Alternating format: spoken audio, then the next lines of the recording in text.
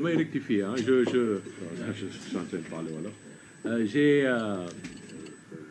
dit tout à l'heure, c'est un lapsus, hein, que M. Amadou Niang était le coordonnateur du programme PRODAC. Non, c'est le coordonnateur de l'IGF. C'est un lapsus, hein. Ce n'était pas le coordonnateur du PRODAC. C'est le coordonnateur de l'IGF qui avait été réquisitionné et requis plutôt par le commissaire Adramé Sarr pour qu'il lui dise si le rapport PRODAC existait ou pas. Donc il était coordonnateur de l'IGF et non du PRODAC. Hein. C'est cette précision que je voulais faire. Merci Makodou pour cette précision qui est simplement pour rétablir le lapsus qui a glissé dans tes propos. Je suis Maître Brice Silva et cela me permet d'intervenir un peu pour rappeler les interférences judiciaires qu'il y a eu dans la procédure qui a opposé le Premier ministre, aujourd'hui M. Ousmane Sonko, à l'époque à M. Mame Mbaye Niang. Il y a eu des interférences judiciaires qui ont faussé la base et le socle factuel des décisions qui ont été rendues entre M. Ousmane Sonko et Mame Mbaye Niang. Et l'unique interférence qui n'est pas la moindre est celle-ci.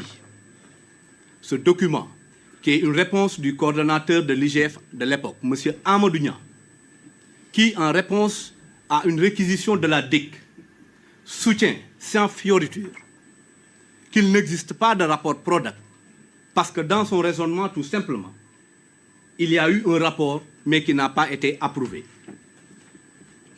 Les faits aujourd'hui démontrent à suffisance que ça, c'était un mensonge éhonté. Un mensonge qui a été à l'origine de la condamnation de M. Ousmane Sonko et qui a été également à l'origine des déboires et de tout le préjudice que M. Sonko a subi. Cela ne peut pas être passé sous silence. D'autant plus qu'aujourd'hui, Monsieur le Premier ministre, qui est destinataire de la copie numéro 2 des rapports, a transmis pour exécution, et c'est comme ça qu'on a su que ce rapport, à l'époque, effectivement existait. Ce rapport qui existait, qui est aujourd'hui en notre possession, constitue, selon l'article 92, le point 4 de la loi organique, un fait nouveau, un élément nouveau. En quoi faisant? Parce qu'elle réunit 3 conditions cumulatives. La première, c'est qu'à l'époque, les juridictions n'étaient pas au courant de l'existence d'un rapport à cause de ce mensonge d'État. Et ça, je tiens à le souligner. Parce que ce mensonge a été à l'origine de mort d'homme. Ce mensonge a été à l'origine d'une carrière politique qui a semblé en un moment donné être bafouée, être sacrifiée. C'est la carrière de M. Ousmane Sonko que je veux nommer. Ce mensonge a été également à l'origine de victimes, de martyrs qu'on a célébrés la dernière fois, de gens aujourd'hui qui ont le droit de savoir, qui ont droit à la vérité. Et ce droit à la vérité fait partie aujourd'hui des préjudices que l'on peut énumérer au-delà même du préjudice subi par M. Ousmane Sonko. Le droit à la vérité, c'est notre droit à tous, c'est le droit de chaque Sénégalais.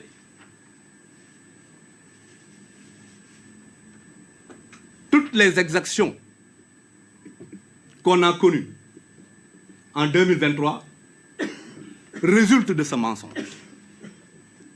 Et ceci est extrêmement grave. Le rapport à l'époque était caché. Aujourd'hui, on retombe encore sur d'autres éléments cachés. Comme pour dire qu'à l'époque, on a été dirigé par des cachottiers. Et ces cachotteries, et je prends la chose d'une manière extrêmement sérieuse, ont été à l'origine de morts d'hommes. Ce qui, pour moi, ne me fait pas rire du tout. La révision, qui est une procédure extraordinaire,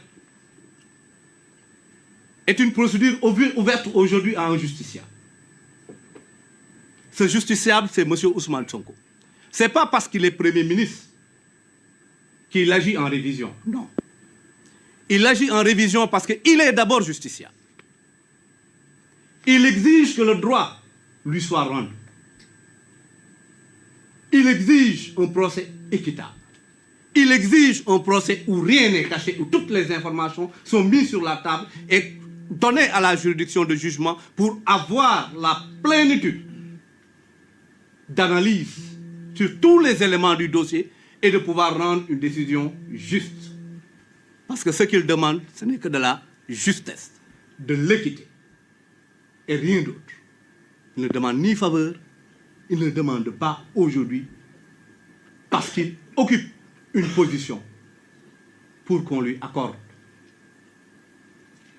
une faveur quelconque. Il n'en a pas besoin. C'est un justiciable qui, aujourd'hui, a décidé que justice lui soit rendue. La loi d'amnistie, mon confrère Maître Makodou Ndour l'a rappelé tout à l'heure, en son article 3, fait peser encore sur Ousmane Sonko le risque d'une exécution forcée. Parce que la loi d'amnistie, en cet article, dit clairement que l'amnistie ne préjudicie pas aux droits des tiers. On a vu la conséquence qu'il y a eu. Je ne vais pas y revenir.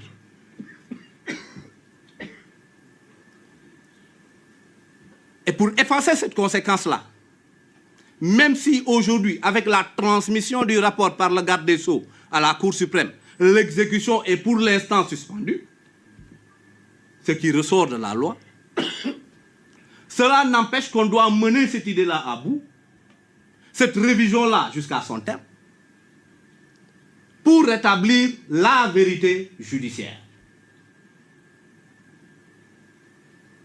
Parce que la vérité, jusqu'au moment où je vous parle, a été suspendue par des interférences d'une administration qui n'est pas alignée.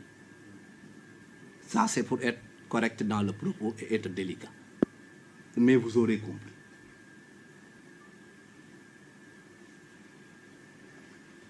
Donc, tout l'intérêt de la révision aujourd'hui portée par M. Ousmane Sonko, notre client, vise à le rétablir dans ses droits. Et quand je dis rétablir dans ses droits, je ne veux pas que demain les gens prennent ce propos pour parler d'éligibilité. Ça n'a rien à voir. M. Ousmane Sonko est éligible. Ça n'a rien à voir avec l'histoire de cette révision. Je veux que ça soit très clair, ça n'a absolument rien à voir.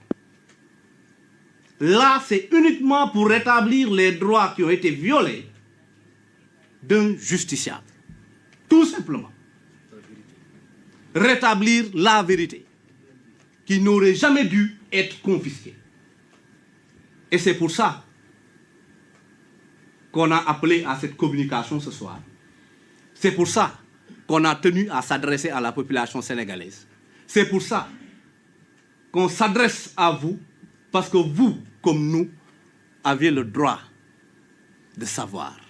Et ce droit de savoir est un droit légitime. Je vous remercie. Merci Brice.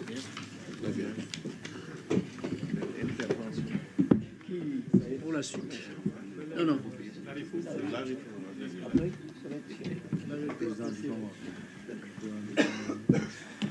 Bienvenue. Ok, merci. Salam alaikum.